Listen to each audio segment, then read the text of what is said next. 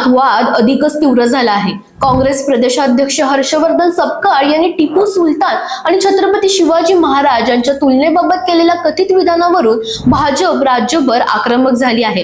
पुण्यात भाजप आणि काँग्रेस कार्यकर्त्यांमध्ये जोरदार राडा झाला असून 100 पेक्षा अधिक पदाधिकारी आणि कार्यकर्त्यांवर गुन्हे दाखल झाले आहेत। त्यानंतर जालना जिल्ह्यातील भाजप आमदार नारायण कुचे यांनी सपकाळ यांचे तोंड काळे करणाऱ्यांना 2 लाख रुपयांचे बक्षीस जाहीर केले।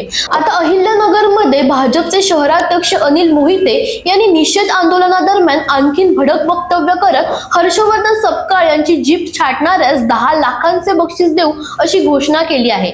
जुन्या बस स्थानक चौकातील छत्रपती शिवाजी महाराजांच्या पुतळ्याला पुष्पहार अर्पण करून भाजप कार्यकर्त्यांनी सपकाळ यांच्या प्रतिमेला रस्त्यावर चिटकवून जोडे मारत निषेध केला। शिवाजी महाराजांच्या जयघोषात जोरदार घोषणाबाजी करण्यात आली।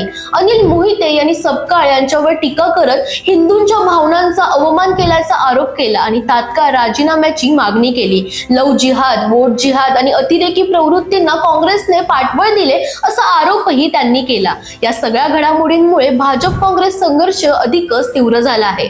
दरम्यान तुम्हाला अशाच पॉलिटिक्स रिलेटेड अपडेट्स हव्या असतील तर इंडिया लीडरला फॉलो करायला विसरू नका।